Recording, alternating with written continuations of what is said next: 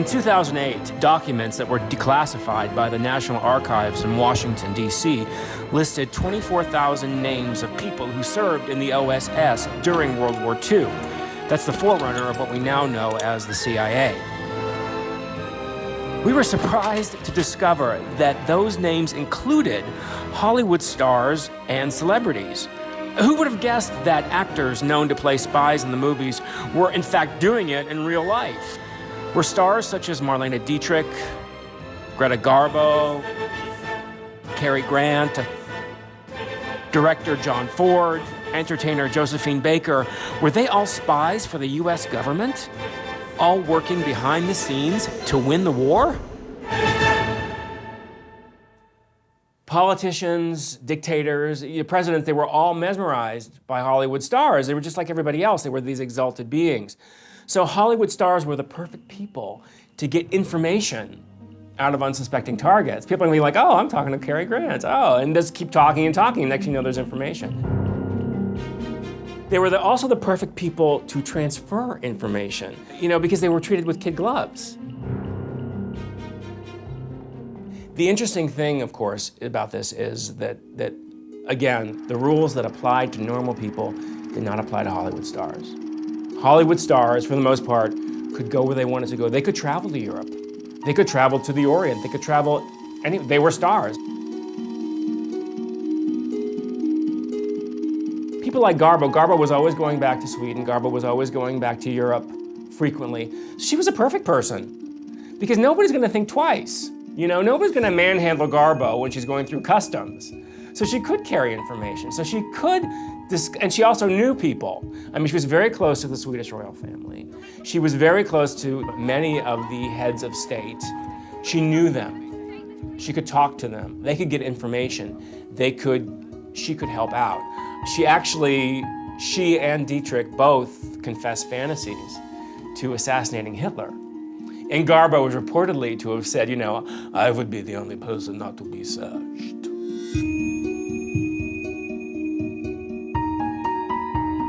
Hollywood was an extremely important place because if you could capture the hearts and minds of Hollywood, you captured the hearts and minds of the American public. It was extremely important. So the relationship between espionage and Hollywood goes back a very long time.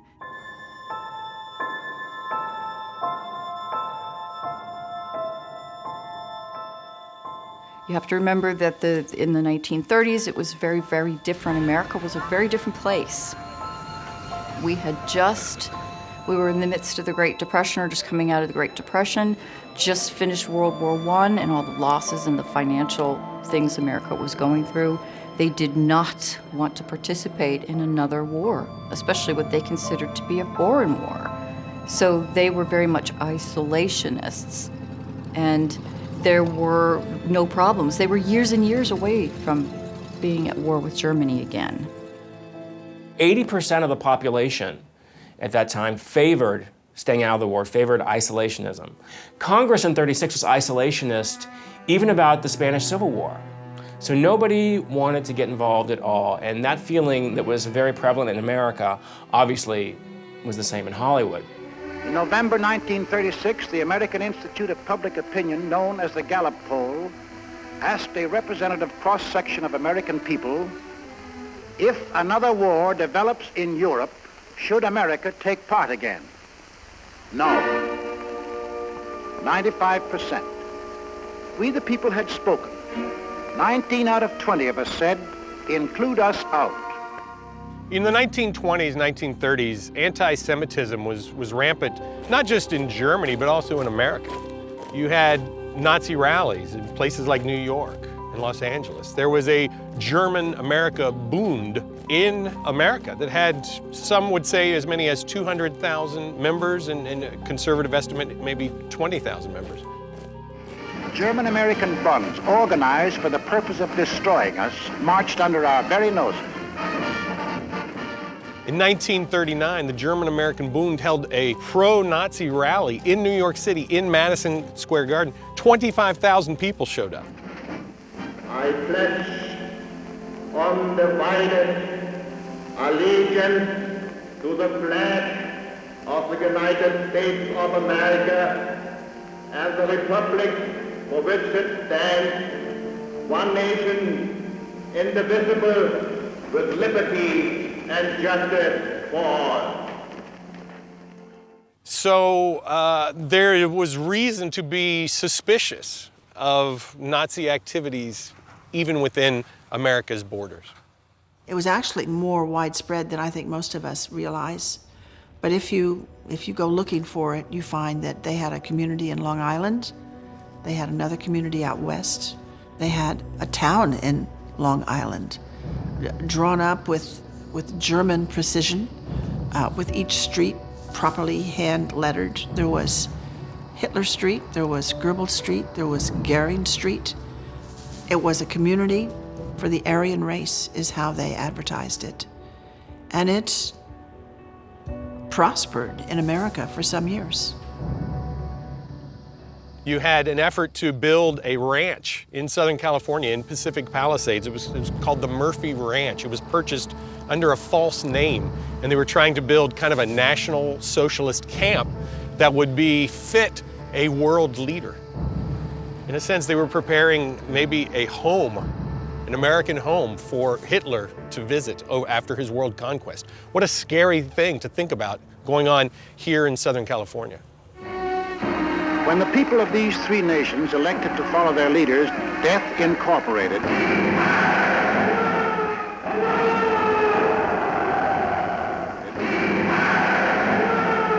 they organized to smash personal freedom, equality of man, freedom of speech, freedom of religion, organized to smash the very principles which made us the people we are. However, there was a lot of underground movement going on in the background, if you were, at this time. There was a grassroots anti-fascist organization called the Hollywood Anti-Nazi League. It was formed in 1936, and of all the moguls supported it, the Warner Brothers were the first studio moguls to really take a stand, to go against the tide of isolationism, and really take a stand against Hitler and against what was happening in Europe and against Nazis. Americans will stand alone if necessary in support of true democratic government and against the hates and prejudices of a world gone mad. Screenwriters like Donald Stewart and Dorothy Parker organized the Hollywood Anti-Nazi League, which held dinners and parties to kind of spread the word to oppose the activities of the German-American Bund. The Hollywood Anti-Nazi League would call attention in the trade papers, like the Hollywood Reporter, when somebody like Benito Mussolini's son would come to Hollywood, to Los Angeles, to study filmmaking. Transport plane arrives at Washington Airport and a crowd is out to greet their celebrity direct from Hollywood. It's Il Duce's son, Vittorio Mussolini, who answers questions of besieging reporters concerning his visit here. And the Hollywood Anti-Nazi League were the ones to blow the whistle on him and say, hey, do you realize who is here in our midst? The Hollywood Anti-Nazi League also protested Leni Riefenstahl's visit to the Disney studios. Walt Disney had personally invited Leni Riefenstahl to come and maybe show her film Olympia and talk about distributing some of her work here in America. And it took the Hollywood Anti-Nazi League to say, no, this is crazy. This should be opposed. She should not be welcomed. She should be protested and resisted in every way. Almost all of the Hollywood studio heads, the moguls, were Jews who came from, they escaped the slums of Eastern Europe and rebuilt their lives as Americans. So they were very sensitive to the anti-Semitism that was happening, not only in Europe, but, in the United States too. So they wanted to be known as Americans. They fought very hard to create their lives as Americans, not Jews. So the anti-Semitic feelings that were happening in the United States because of the war, and of course in Europe, made them very vulnerable.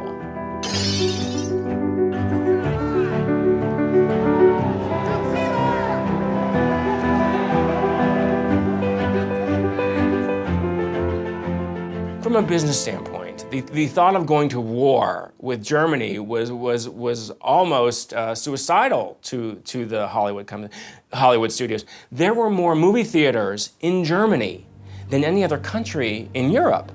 So the idea of going to war with one of your biggest sources of income was frightening to the moguls, was frightening to the Hollywood studios.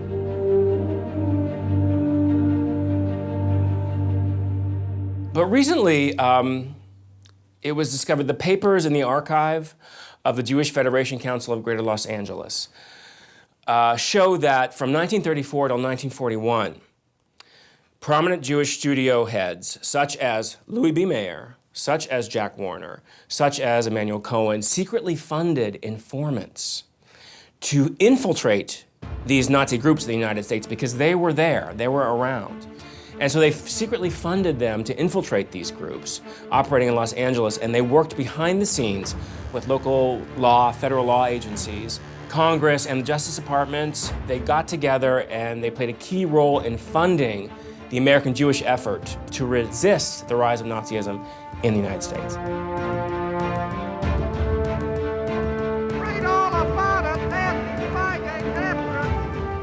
So, December 7th, 1941, everything changes. You know, the Japanese attack Pearl Harbor, and we're in a war.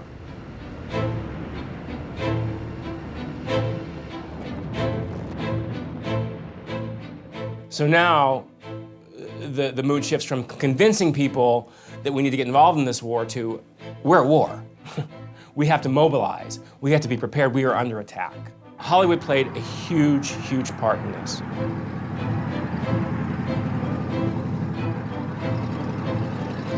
One of the things that the government did in 1942, June 1942, the Office of Strategic Services was created by President Roosevelt. And what the OSS, also called the OSS, was a wartime intelligence agency of the United States. And it was actually the predecessor to what we know now as the CIA. America was the last one to the table informing intelligence. The Russians had their intelligence organizations for years and years and years. Most of Europe had intelligence organizations, well established. America did not. And so OSS filled that gap. The purpose of the OSS was to go into Fortress Europe, we called it.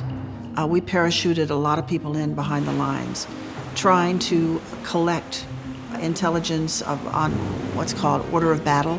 Where were their troops? How many troops? Where were they going? Talking to our allies about their defenses. You can't move forward without knowing the details of what your enemy is planning and what you're up against. That was the main purpose. There was training that went at places like Camp David in Bethesda, Maryland, as well as in Canada, where British forces trained Americans in how to do intelligence gathering, spy work.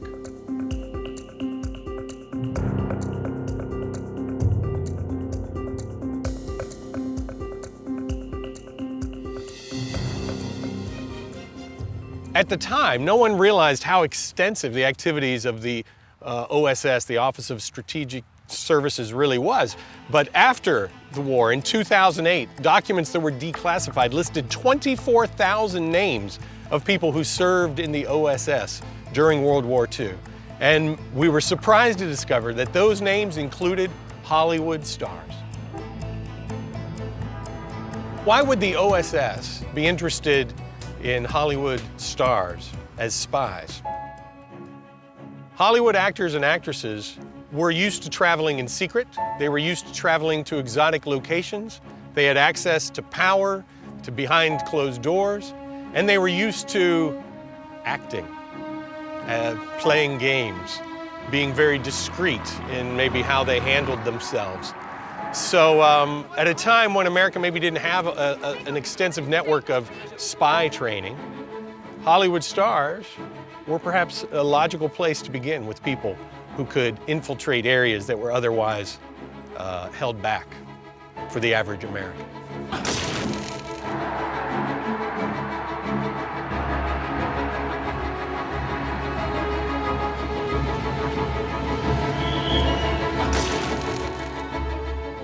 these people were gods and goddesses.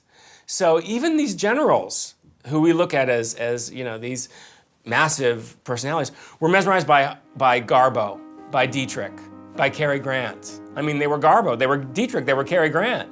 So the OSS knew this, and they knew that Hollywood had the opportunity, the rare opportunity, to go into these places unquestioned. Everyone was just dazzled that, oh my God, Cary Grant's here. They're not gonna say, why is Cary Grant here? Is he overhearing my conversation? What's going on? It's Cary Grant. Nobody is gonna second guess that, you know? So the OSS was very smart in utilizing that, and utilizing the power of the Hollywood stars. There isn't a country in the world that didn't know his name, that hadn't seen his films, that didn't admire him. Not just women, but men. He was a powerful, powerful star. And Grant was a long supporter of British causes during the war. Obviously, he was British. He was born, you know, in Britain, and he was born in England. And he donated the salaries for many of his films to the British war relief effort. In 1947, Grant received the King's Medal for services in the cause of freedom. But the OSS had interesting jobs for him. Cary Grant allegedly kept tabs on Nazi sympathizers in Hollywood, and there were a couple. He reportedly kept tabs on a few of his good friends, and most specifically, his fellow actor, Errol Flynn. Now, this forest is wide. It can shelter and clothe and feed a band of good determined men, good swordsmen, good archers, good fighters. Are you with me? It's Errol Flynn as Robin Hood. Errol Flynn had a long-standing friendship with Nazi Hermann Erbin. They had known each other for many, many years. And this made him a little suspect. He'd also allegedly written some letters in support of Hitler.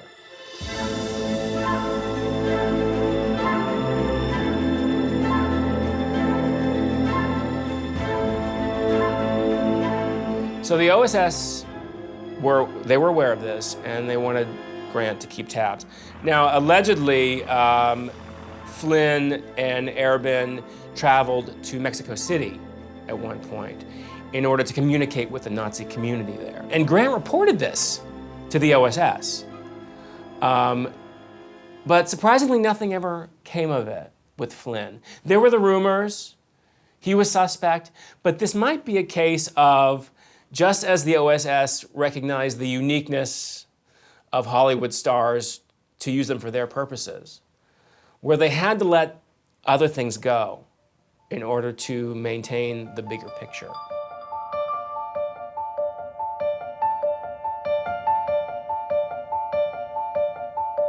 He did try and approach the army to see if he could do something, but he was turned down because he was a huge anti-Semite, and a lot of people said his sympathies for Germany he wasn't appropriate. Add to that, he was a friend of Bruce Cabot. Bruce Cabot, he worked for military intelligence, and he was based in Tunis. He was at the Air Command in Tunis, and he was arrested in 1943 for couriering Nazi gold to Brazil. He was held in a deserted air base in Africa until the end of the war, until he was separated from service. Errol Flynn, he was one of the people investigated for their German sympathies, and that he was outed by Cary Grant.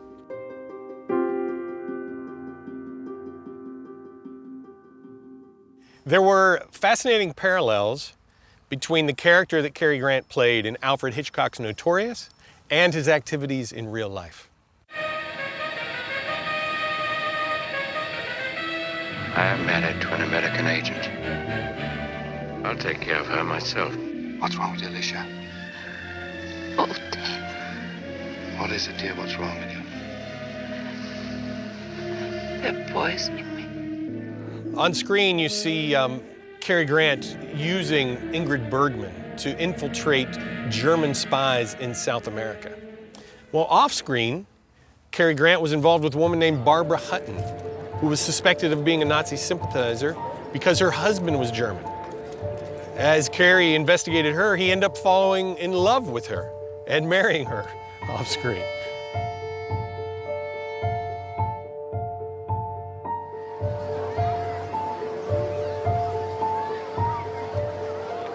But the fact that the stars had this mobility and this, and nobody suspected it, was truly a gift to the OSS, was truly a gift to the Allied parties, and also because of the fact that so many, particularly the European stars, such as Garbo and Dietrich, were held in such high esteem by our enemies that they wouldn't suspect them of anything either. I mean, Hitler purportedly, two of his favorite stars were Garbo and Dietrich.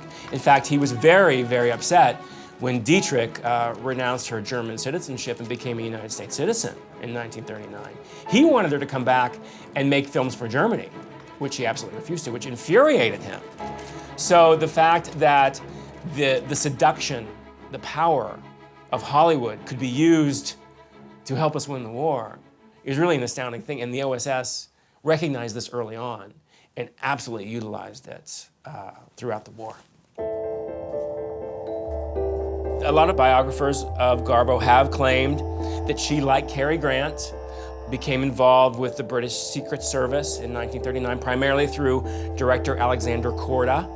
He was a friend of Cary Grant, and he is really the primary person that people point to as having the influence to get some of these Hollywood stars engaged in potential espionage activities.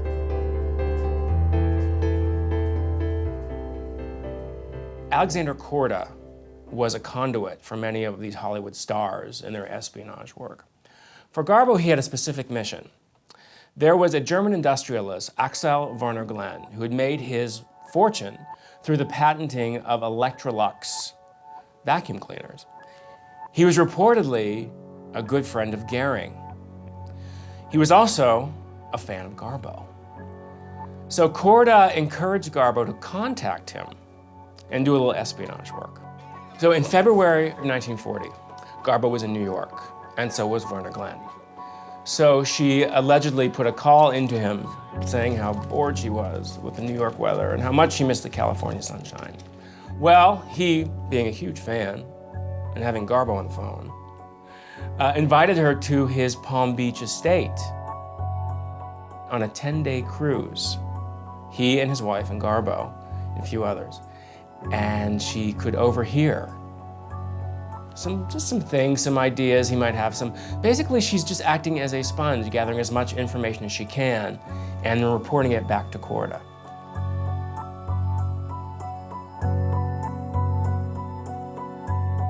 So Garbo's job during this 10-day cruise was basically to act as a sponge, to overhear, to insinuate herself into conversations, to hear if anything positive was being said about Hitler.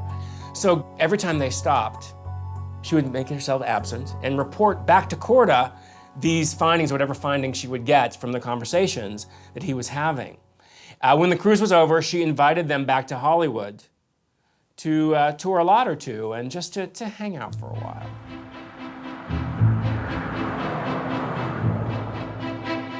She never discussed this after it was over. She would never talk about her dealings. She never talked about any of the work she did in World War II, which obviously, lends itself to the Garbo myth of her mystery and her secrecy, and kind of makes her even more enigmatic for the thought of it. Because she was so close with the Swedish royal family, she was able to obtain the release of physicist Niels Bohr. Now, Niels Bohr was an old friend of hers. He was a Jew in Denmark. She enabled him to escape. She arranged for Bohr to have safe passage from occupied Denmark to Sweden and eventually to America, where he later worked on the Manhattan Project, which was, of course, the atom bomb.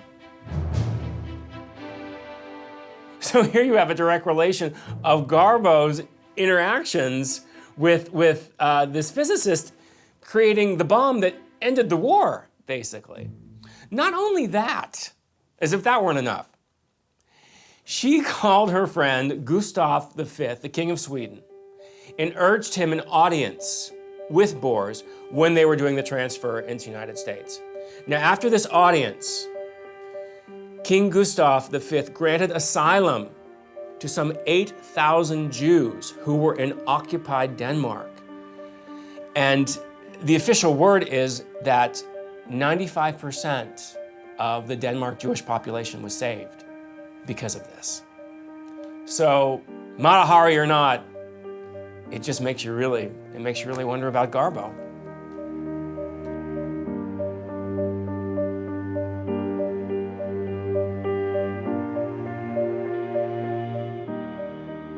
Some files on celebrities have been released, some FBI files. Mostly what's in those released files are administrative papers, how much they were paid, when they worked, how long they worked. For instance, Marlene Dietrich, her file was released.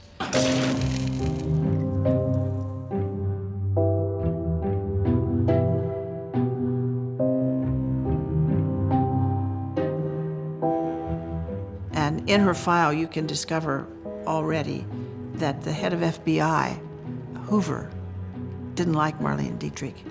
And she was closely watched. For years, she was suspected of being a German spy.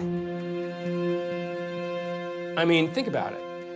She was a German ancestry. She had family in Nazi Germany. Her family was there. She was so publicly pro-ally that it raised some suspicions. And the FBI, J. Edgar Hoover, actually spied on her to make sure that she wasn't working for both sides. But they never, ever found any evidence that she was a double agent. Of course, she was a German national who hated Hitler, came to America, worked for the Allies. She entertained American troops overseas and domestically.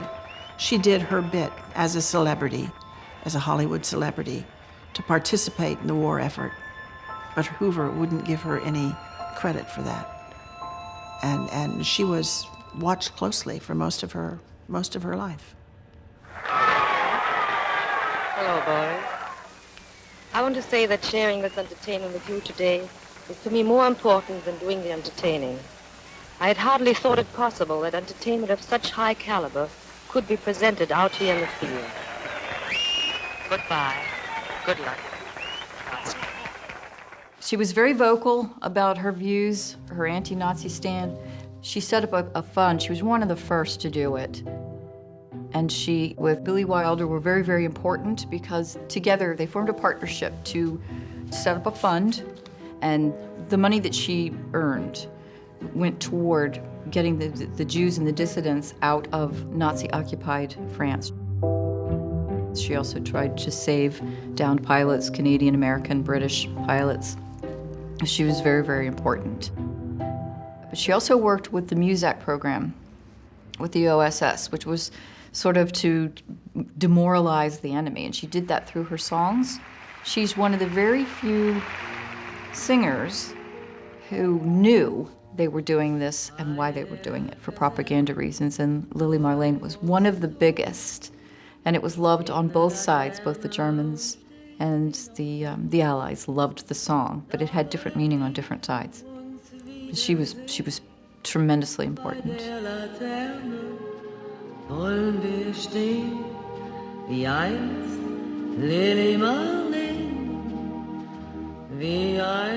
They used, among other songs, one of the most popular German songs of the time, Lily Marlene. Now, this song became a big hit during World War II. It was particularly popular with the German troops. So the Allies stole it, made it their own by having none other than Marlene Dietrich sing it to send a not-so-subtle message to the enemy troops.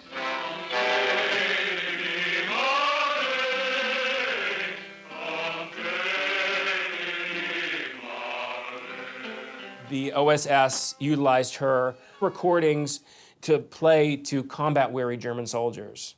You know, kind of like a psychological warfare for them, designed to lower their morale and their fighting effectiveness. I mean, here's a woman who is one of them, who is fighting for the other side, and that has to do something to their state of mind.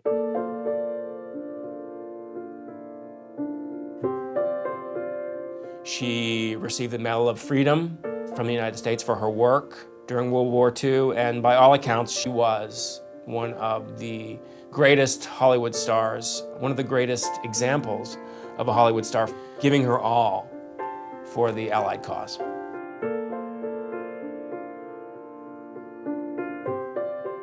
Now, speaking of Hollywood beauties, Hedy Lamarr. There's been a lot of talk about Hedy Lamarr recently, about her being an inventor, about a patent she had for wireless communication. And here's what happened with Hedy Lamarr. When Hedy Lamarr was a little more than a teenager, she was married. Before she came to Hollywood, she was married to Frederick Mendel, who was an Austrian arms manufacturer.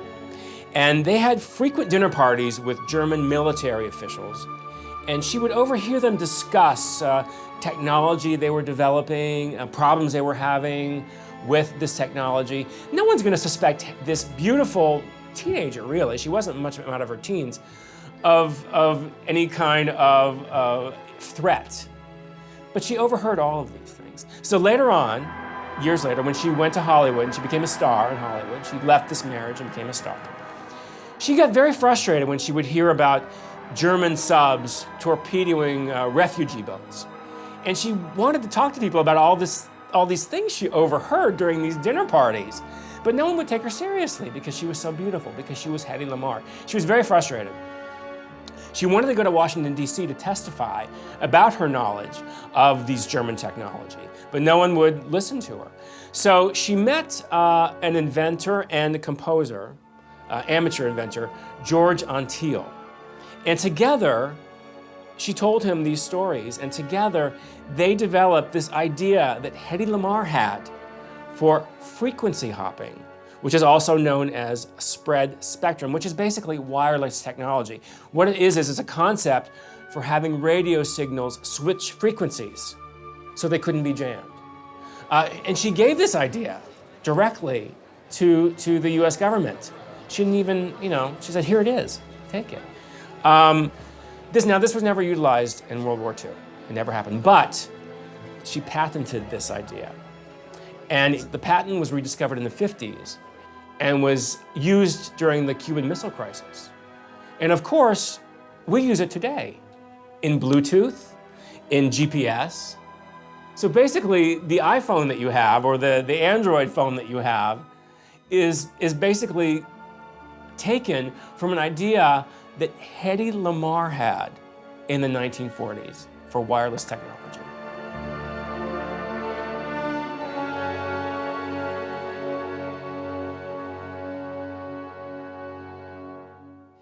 To be a spy in the 30s and 40s, if you wanted to look at what kinds of tools and techniques were being used back then, they were less technology, they were more psychological. A lot of them involve compromising the person that has the information that you want.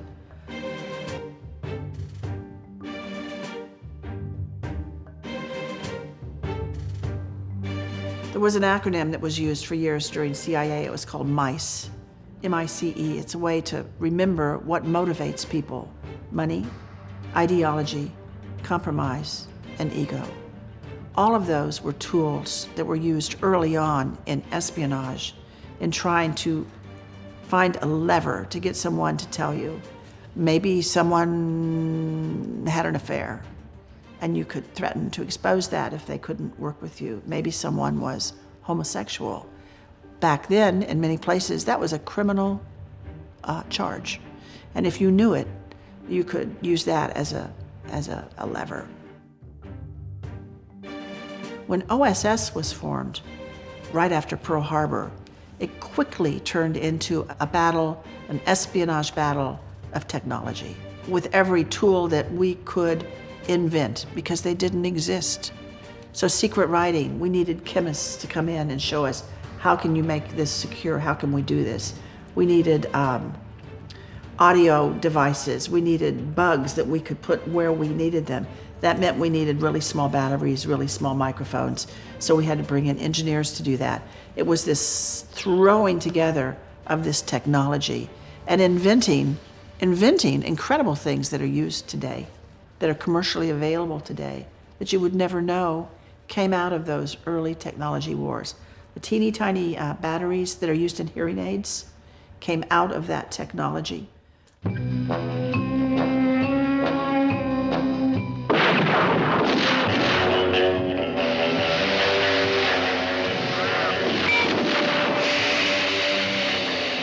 From James Bond to Jason Bourne, spies have always been big business in Hollywood. It fascinates us, the intrigue, the skullduggery, the deception.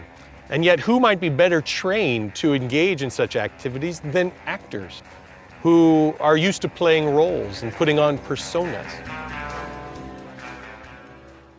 Ian Fleming, the creator of James Bond 007, was actually in British naval intelligence during World War II.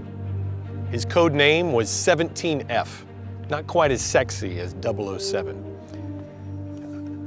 Ian Fleming was working with Wild Bill Donovan, the head of the America OSS, to come up with schemes like looking on American and British citizens' mail and correspondence.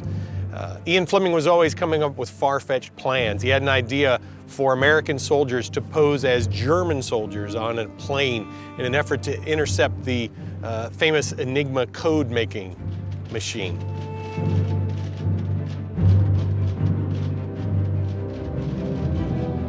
Ian Fleming also had a plan involving naval intelligence and the coast of Gibraltar with Spanish forces of Franco that he nicknamed Operation GoldenEye.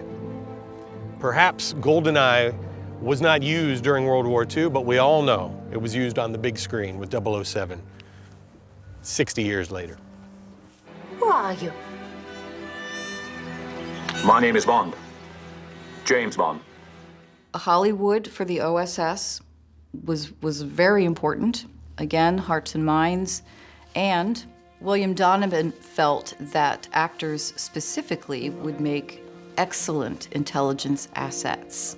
That is because, I mean, you normally think of celebrities that basically contradicts what we think of today for spying, which is anonymity and, you know, just to hide in the shadows. And of course, the celebrities are the exact opposite. Leslie Howard was more important than people ever had any idea. And this has just come out fairly recently. He was pretty much responsible for Spain not entering the war, quite frankly. He had a relationship with a woman called Conchita Montenegro when he was filming a movie. She ended up marrying the man who was in charge of foreign relations in Spain, and he was pro-Franco government, and he was really, really important. With his connection with Conchita, Leslie Howard flew there and took a secret message from Churchill, and Conchita asked her husband to make sure that he got it, saying, you know, please don't enter the war, and these are the reasons why not. It was when he was coming back from that mission that his plane went down. So he was responsible for keeping Spain out of the war.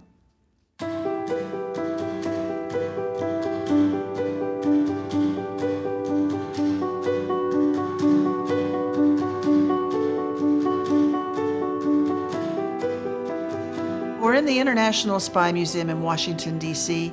It's the only spy museum in the United States that devotes itself exclusively to espionage on a global basis. I served at the CIA, the Central Intelligence Agency, for 27 years. My job was in the Office of Technical Service. It is the Q to CIA. What Q was to James Bond, my office was to CIA. We were the technical office. We did photography, video, chemistry, physics, engineering.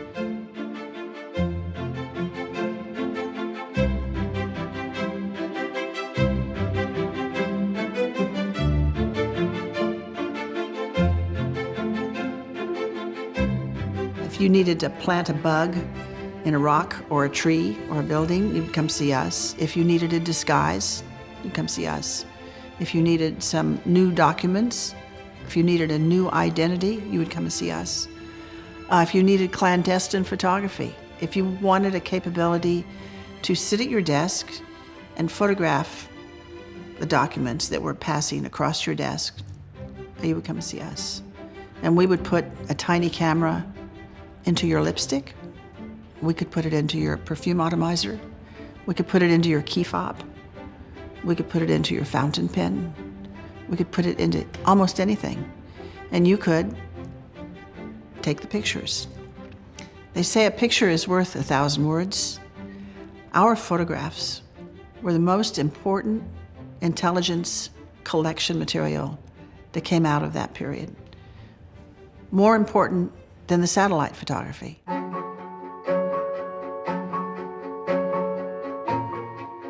In this same museum, you find exhibits to John Ford.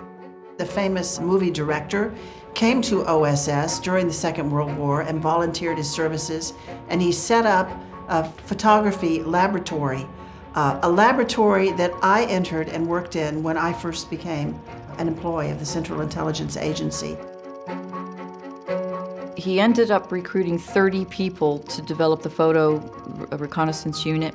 And that evolved from, basically doing propaganda movies and things like that to more of an intelligence-based unit where they were building a database of photographs of sensitive installations and things like that. So it became more of an espionage unit. And John Ford was responsible for that.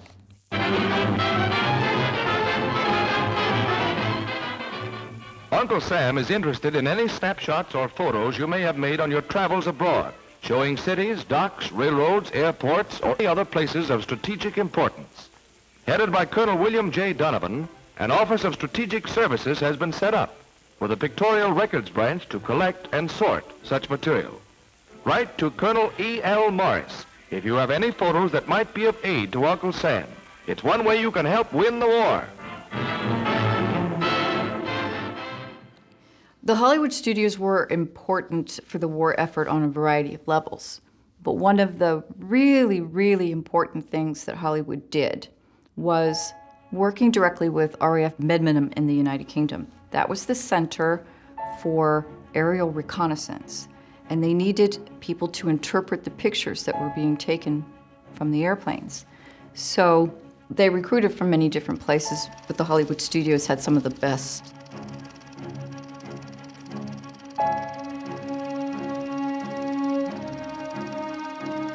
And Disney offered up one of their best animators and imaginers, and he went over and worked at RAF Medmenham. Now, Disney probably did more for the war effort than any other studio. 90% of all the Disney employees worked for the war effort, either in producing movies or working in some of the offshoot things that needed to be done for the war, not just animation. And there were quite a few cartoons, that were very propaganda oriented, but they really did do a lot. In fact, they were considered so important to the war effort that the U.S. Army sent troops to guard the facility, and they were the only studio that got that kind of service.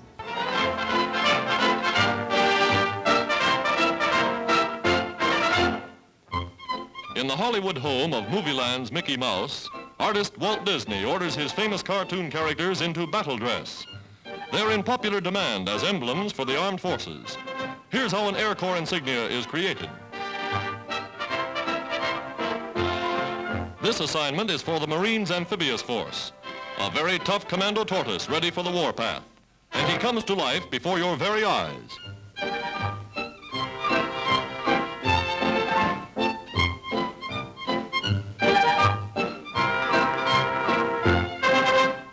A Lockheed Hudson bomber, ready for delivery, is decorated with ferocious Pluto. The inscription tells the story. He's itching for a fight. We know about some of the stars who served as spies because the intelligence agencies, independent from, say, government files, the intelligence agencies have let out some of that information. For instance, if you talk about Josephine Baker, she became one of the most celebrated stars in the world. She had an international global reach. She traveled everywhere. Everyone knew who Josephine Baker was. Then back to France, Second World War. The Germans came into Paris. She retreated to the south of France because her blackness was not interesting to the Nazis. As a matter of fact, it could have gotten her in a concentration camp. So she went to the southern part of France and bought a chateau and set up, it turned into a city and adopted 13 children. Her rainbow tribe, she called them, kept entertaining around the world. And then she was contacted by French intelligence, the Deuxième Bureau, and she became a spy for the French government. And the thing that she could do that no one else could do is she could walk through borders. No one ever challenged. No one, I think, ever asked to see her passport. Everybody knew who she was. And so she and her manager could take intelligence through borders. They wrote it on paper and they sewed it into her dresses. They sewed it into her fur coats. Josephine was famous for concealing her sheet music on her person. She had the intelligence information written in secret ink, in invisible ink, on the papers themselves. Can you imagine Josephine walking through international borders and having someone asking her to open her coat? At one point, she said she dared them. She was threatening to wear nothing underneath. But Josephine Baker could move through any immigration controls that she cared to without being challenged. That was her special access. She ended up in Africa. She set up a headquarters down there. And on the side, she entertained all the Allied troops. She put on shows for them, with the caveat that they had to be integrated audiences. She would not perform for an all-white audience. And then she came back to the States, where they weren't so fond of her, and she insisted on the same thing. She performed in Florida, the South, and said only for integrated audiences. She became a civil rights activist in the United States. When Martin Luther King gave his talk on the mall in Washington, D.C., I Have a Dream, standing behind him in her French uniform was Josephine Baker.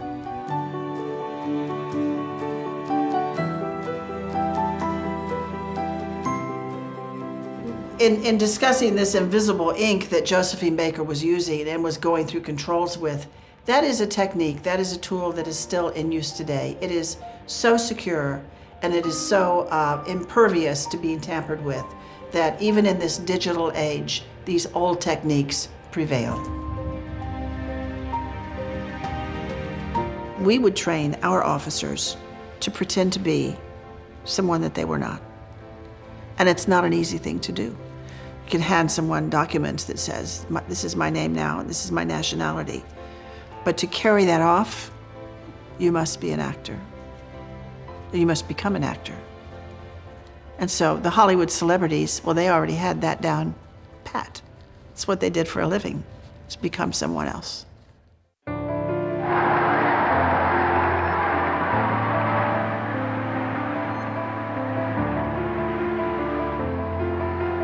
Hollywood moguls and stars led the way in engaging in activities supporting American intelligence gathering in the OSS, the precursor to today's CIA. It's fascinating to think that Hollywood stars had the courage to step up, to take chances, to make a difference in stemming the threat of Nazism that was spreading across Europe. I mean, this is no game. These are some people who took real risks. These people that we think of, as pleasure, as fluff.